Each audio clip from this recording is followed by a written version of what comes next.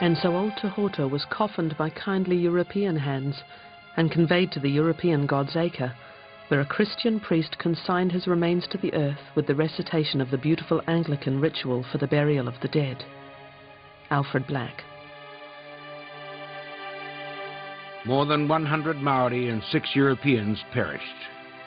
The tribes of Te Arawa gathered for an enormous tangi. Some of the dead had been brought out from the devastated areas, others were mourned in their absence. Both Maori and European residents of Rotorua attended the massive tangi. The assembled multitude, gathering round, commenced with one accord a soft and gentle crooning. This gradually increased in volume and in pitch until the chords of sadness were touched in every heart, whether brown or white. This was followed by a low wailing, swelling until one wondered what was to follow. Every eye was bathed in tears, and deep-throated sobs burst forth on every side, until even the more or less disinterested spectators could scarcely refrain from joining in expressions of the common sorrow. Philip Hankin.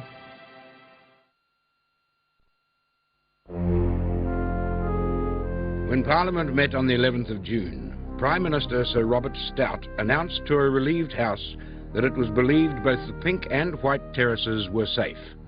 The statement was greeted with loud applause. Amidst huge public speculation, on June the 13th, a party set out from Tarawera to determine the truth. The next day, full of expectation, the expedition clambered up Te Hapa o Toroa, the high hill overlooking Rotomahana. Now at last they would know the fate of the terraces. We looked down upon the most extraordinary spectacle imagination can conceive. Instead of a placid sheet of water, there was opened out immediately beneath our feet a huge crater, belching out showers of mud and stones from innumerable yawning mouths. The lake was gone.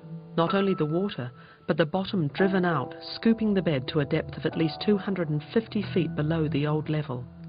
Thompson Lees. A huge 16-kilometre rift had opened up, lying like a fresh wound on the desolate landscape. The progress of the eruption could clearly be seen along the line of the rift. Despite all evidence to the contrary, they clung to the belief that somehow the terraces might still exist beneath the mountains of rubble. I suppose people hoped that such an amazing tourist attraction might be recoverable. I mean, it had been responsible for an enormous industry in this district. Everybody had come here to see the terraces.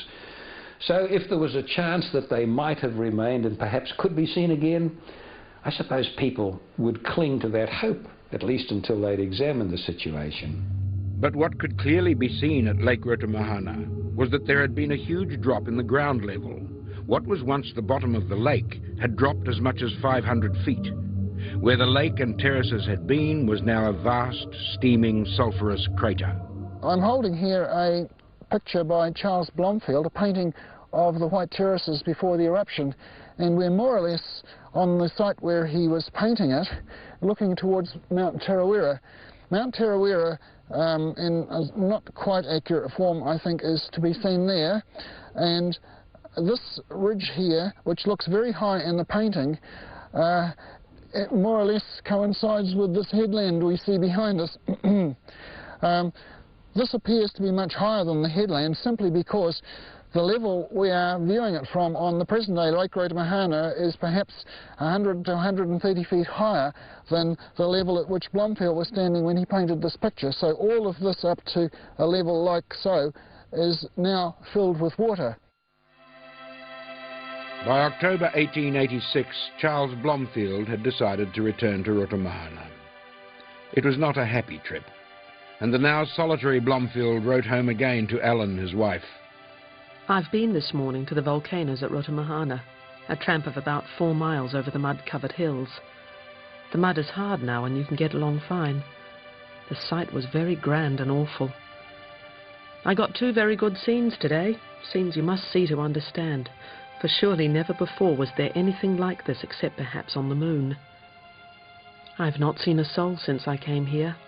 The tourists go now by Te Wairoa and do not come this way. I feel it would be nice to have a companion. Charles Blomfield. Charles Blomfield continued to reproduce terrace views for the rest of his life, and although art fashion left him behind, there was always a market for his realistic renderings of the eighth wonder of the world. On Tarawera itself, along the mountain of our ancestors, the very bones of the dead were blown asunder and scattered to the winds in the mountain's wrath.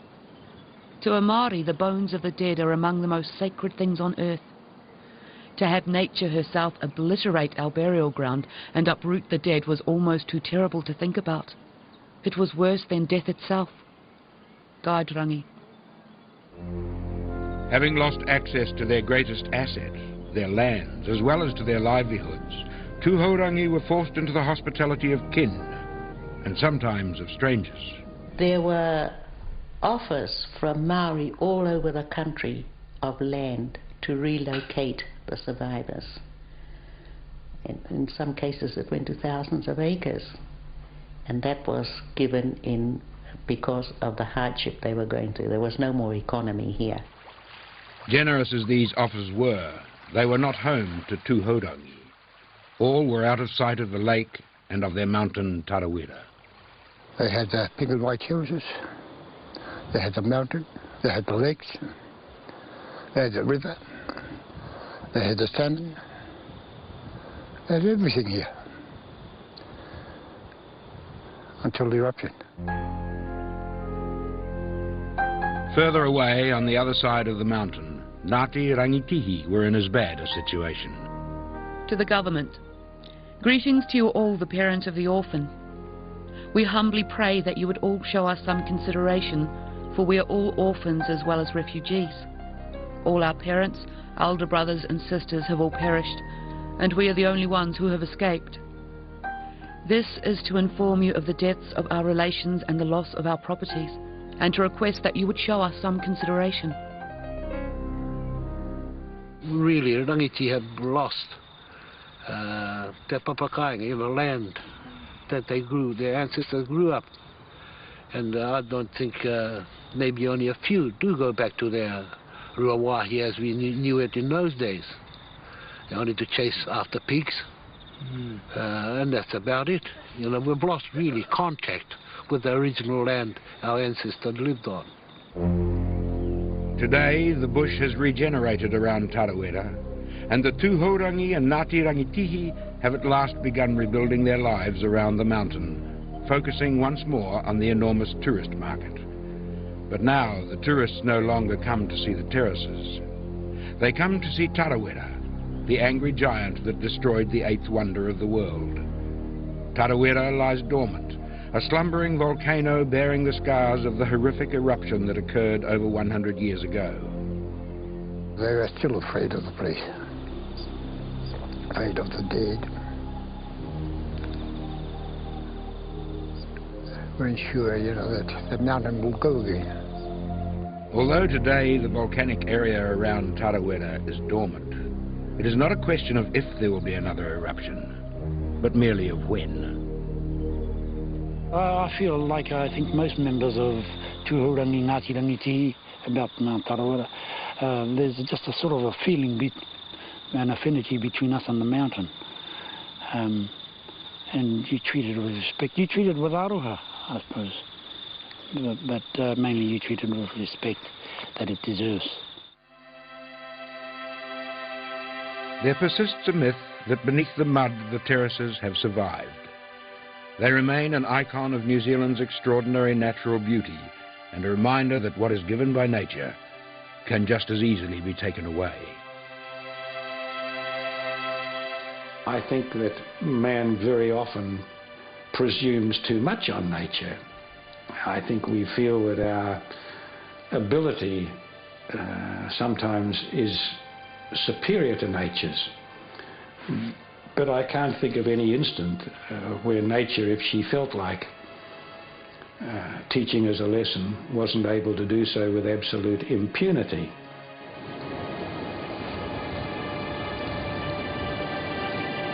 Many tourists writing up their journals at the close of a day spent at Rutamahana made the telling comment that on leaving the terraces they had the distinct sensation they would never see them again. This was no doubt partly due to their inaccessibility, but it was also due to the common feeling that the pink and white terraces of Rotomahana were simply too beautiful for this world.